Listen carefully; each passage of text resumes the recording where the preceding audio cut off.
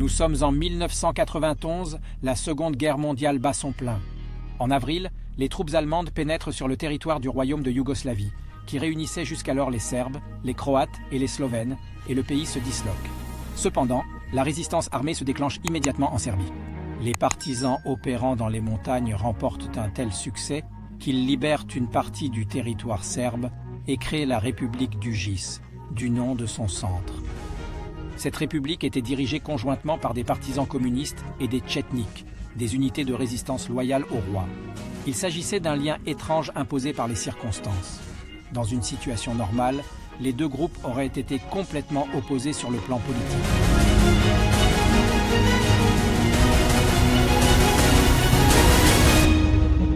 Cependant, les contradictions se sont renforcées, et en conséquence, les Allemands ont occupé cette république pendant l'offensive de novembre. Les partisans se replient à nouveau dans les montagnes, les tchétniks au sud, les communistes à l'est, en Bosnie. Et c'est ici, quelques jours avant Noël, qu'ils établiront la première brigade prolétarienne officielle, qui deviendra la pierre angulaire de leurs forces armées qui, 3 ans plus tard, libéreront toute la Yougoslavie. Elle a été créée par un homme de près de 50 ans, Josip Broz Tito. Un homme au passé extrêmement intéressant et, comme nous le savons aujourd'hui, à l'avenir encore plus intéressant.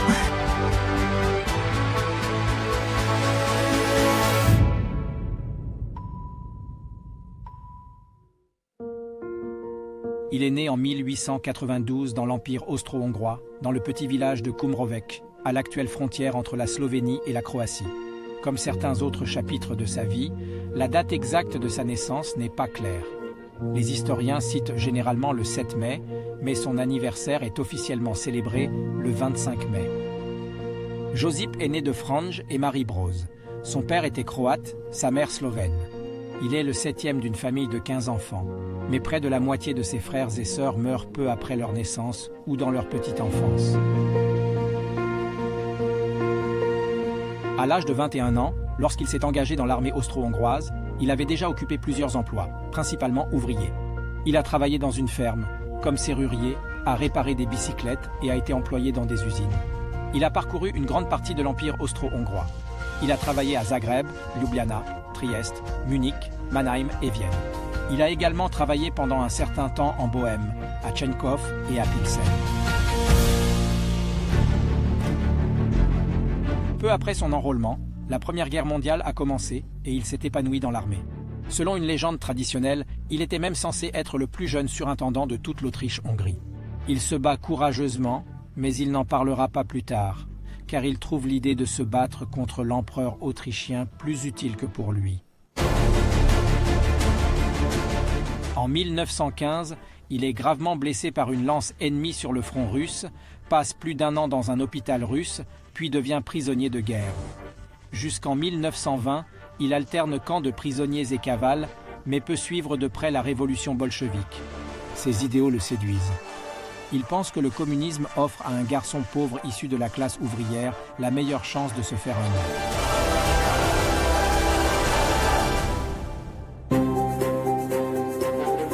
À l'âge de 28 ans, il rentre chez lui et adhère au Parti communiste yougoslave. Le parti est très fort à l'époque, mais il est interdit après l'assassinat du ministre de l'Intérieur par un jeune communiste. C'est ainsi que se poursuit sa course effrénée. Il gravit les échelons du parti, mais a toujours un pied en prison. Il doit se cacher, voyageant souvent avec de faux papiers et changeant de nom. Il choisit le pseudonyme de Tito, le nom sous lequel il deviendra célèbre, simplement parce que c'est un nom très courant dans la région de son enfance. En 1928, il est condamné à 5 ans de prison pour ses activités communistes. Il purge toute cette peine, passant même plus de 4 mois à l'isolement pour avoir planifié une évasion.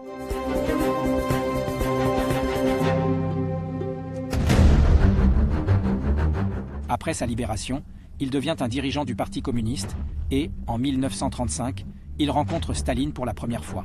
Il se rend assez souvent à Moscou, mais en 1936, lorsque Staline lance sa grande purge, au cours de laquelle 1000 personnes par jour sont exécutées sur la base d'accusations forgées de toutes pièces, il essaie de se tenir à l'écart de Moscou. Staline fait fusiller une grande partie de la direction yougoslave, tout le monde est suspect pour lui. Tito devient secrétaire général du parti et, en 1938, il ne peut plus éviter de se rendre en Union soviétique. Il fait l'objet d'une enquête, mais n'est pas arrêté.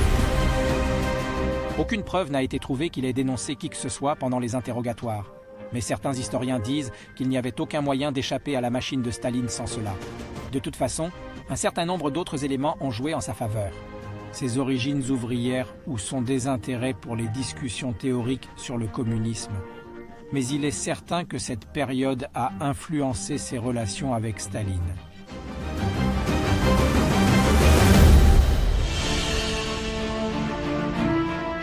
Revenons maintenant au début de notre histoire, à la période de la Seconde Guerre mondiale. La résistance partisane dirigée par Tito devient rapidement la principale force d'opposition à l'occupation allemande. Les communistes sont plus nombreux que les tchétniks fidèles au roi, mieux organisés et, comme les soviétiques, capables de penser à l'avenir. Ils ne se contentent pas de lutter contre les Allemands, mais planifient systématiquement la domination du pays après la guerre.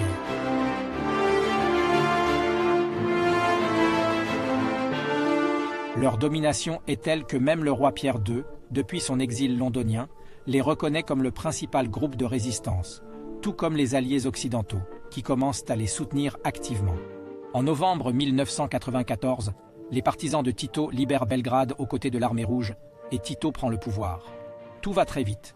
En quelques jours, le royaume est officiellement aboli, et, en l'espace d'un quart d'année, la République yougoslave est créée, réunissant et élargissant le territoire fragmenté de la Yougoslavie d'avant-guerre. Tito devient Premier ministre, ministre des Affaires étrangères et conserve le poste de commandant en chef. Il commence à gouverner comme un dictateur.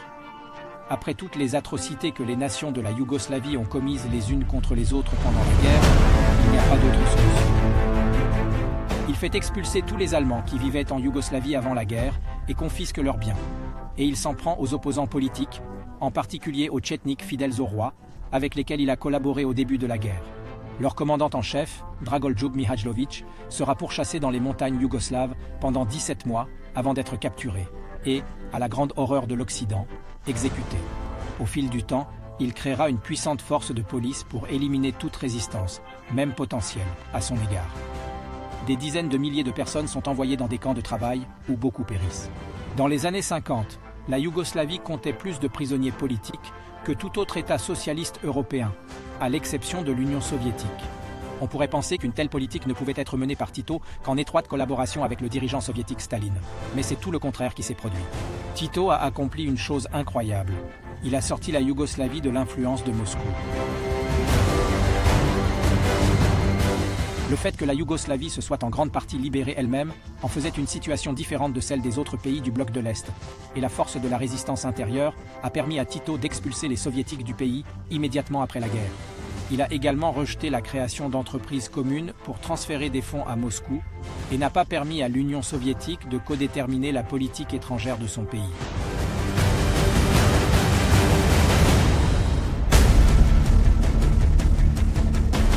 Staline a d'abord observé la situation avec stupéfaction. Il déclare « Un seul signe de tête et Tito n'existera plus. » Mais plus tard, il devra le prendre au sérieux. Il l'exclura de toutes les organisations communistes. Et en 1949, la Yougoslavie sera même menacée d'invasion par les troupes soviétiques. Mais Tito a surmonté ces moments difficiles, notamment grâce à une situation internationale favorable.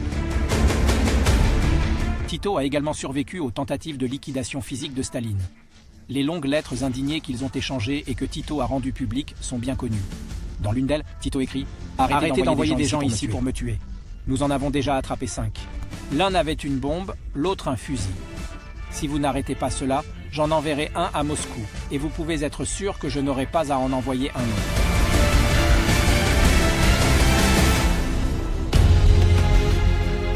Après la mort de Staline, les relations se sont améliorées.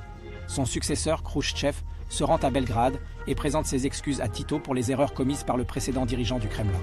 Toutefois, le concept de socialisme propre à la Yougoslavie, incluant des éléments d'économie de marché ou la possibilité de voyager librement, a été préservé. Tito, qui était président de la Yougoslavie depuis 1953, a renforcé sa position en 1961 en fondant le mouvement dit des non-alignés, avec des pays qui n'adhéraient à aucun des blocs de la guerre froide et cherchaient une sorte de juste milieu. Il est devenu l'un des rares hommes politiques de l'époque à être le bienvenu à l'Est comme à l'Ouest.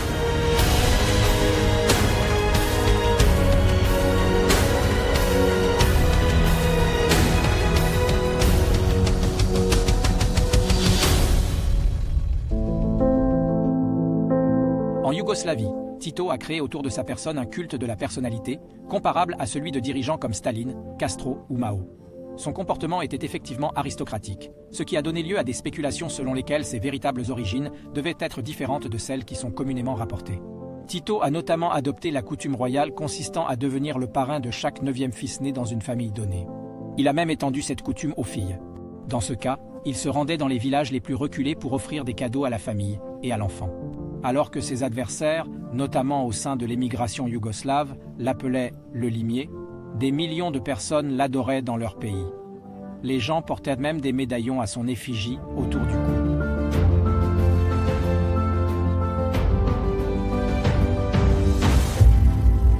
Josip Broz Tito a dirigé la Yougoslavie de la fin de la guerre jusqu'en 1880. Il est décédé après un long séjour à l'hôpital des suites de complications liées à une congestion des vaisseaux sanguins. Il a longtemps refusé d'être amputé de la jambe, et lorsqu'il a finalement accepté, il était trop tard. Bien qu'il ait déjà 88 ans, ce fut un choc pour de nombreuses personnes en Yougoslavie, en particulier dans sa Croatie natale. Le dernier adieu